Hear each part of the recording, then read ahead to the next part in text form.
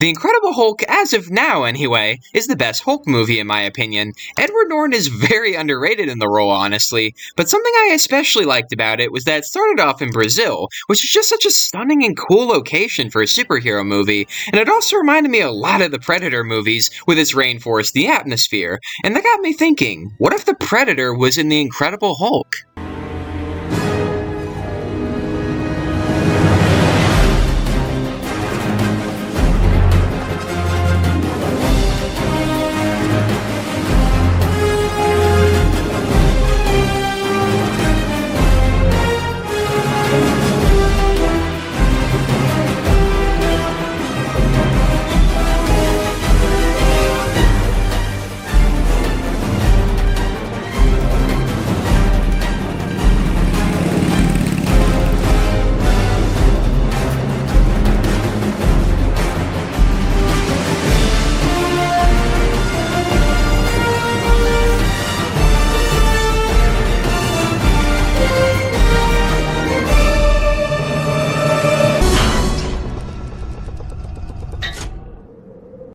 So now we'd start off The Incredible Hulk with the same opening title sequence, however afterwards, we cut to a ship dropping down to the Earth from space, and now later on, we see Bruce Banner having a nightmare about some of his memories as the Hulk. He remembers accidentally hurting Betty Ross, and the fear of seeing her in pain causes him to jolt awake. His heart rate monitor starts beeping like crazy, and we see Bruce using breathing exercises in order to avoid becoming the Hulk. He then walks over to his computer, and he starts messaging Mr. Blue. Blue suggests using a rare flower found in the Brazilian jungle just outside of Rio. Now, Bruce tries to get the flowers, but nobody's willing to go into the jungle to get anything right now. There have been confirmed reports of people being gutted and skinned, and the people are really freaking out about it, understandably, though other people believe that the whole thing is a hoax made up by the government to stop people from hunting their own food. Bruce ultimately decides not to go into the jungle just in case it is the military. He doesn't want to get caught after all, and especially does not want to transform into the Hulk and make a big scene. So it seems like Bruce is not going to be able to get those flowers he needs. However, that night he has another dream about Betty, but this is a good dream, and we get some context on the way the two first got together with each other. Bruce then wakes up happier than the night before, and then he sees unread messages on his computer from Mr. Blue. He asked him if he found the flowers yet, and Bruce explains what's been going on around here. Blue then asks if he's just going to come back to America and bypass the jungle altogether, and Bruce debates about this a bit. He really wants to reunite with Betty, but he doesn't know if he wants to risk it. However, his hand ends up being forced after he cuts his thumb at the soda factory and accidentally contaminates Stan Lee. So now General Ross knows where he is, and he gets chased out of the city, turning into the Hulk and attacking them just like he did. Bruce then wakes up in the jungle and realizes that he's exactly where he wanted to avoid. Now he knows it's going to be a long way out of this jungle and decides to try looking for the flowers while he's here, but unbeknownst to him, the Predator is watching him from the treetops. Now Predator saw him in his Hulk form earlier and is patiently waiting to see what happens to him because now all of a sudden he has a brand new prey he's never fought before. So now Bruce begins his long trek back to civilization with the military entering the jungle to start looking for him. General Ross still supplies Emil Blonsky with the super soldier serum, and he becomes a bit overeager to fight the Hulk again. So now the Predator, of course, has multiple new targets, so he begins slowly murdering each member of the platoon, not wanting them to get in the way of his fight with the Hulk.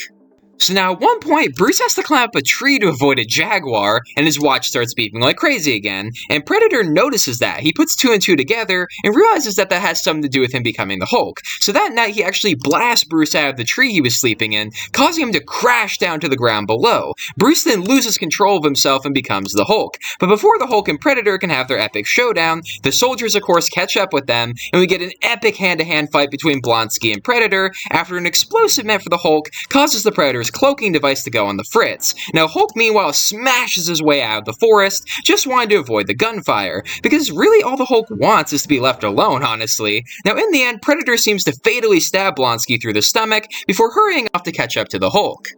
So now the Hulk finds himself a quiet cave to hide in for a while and ends up being covered with mud. And that night, he dreams not about Betty, but instead about the Hulk. So yes, Bruce actually has a conversation of sorts with the quote-unquote other guy. And Bruce comes to realize that the Hulk can be used for good sometimes. The Hulk doesn't always have to be a curse, especially not when he's on the run. So Bruce and the Hulk are able to form more of a respect for each other in this dream, sort of a truce, you know what I mean? So now when Bruce wakes up, the Predator has seemingly tracked him down. However, he soon realizes that that the mud keeps him camouflaged and he remains perfectly still, using his breathing exercises in order to stay calm. Now that night, Bruce decides that he's had enough of this and decides to use the Hulk to kill the Predator. So he covers himself in mud and then deliberately becomes the Hulk for the first time ever by thinking about Betty getting hurt. So now the Predator gets attracted to the roaring and we finally get our final showdown.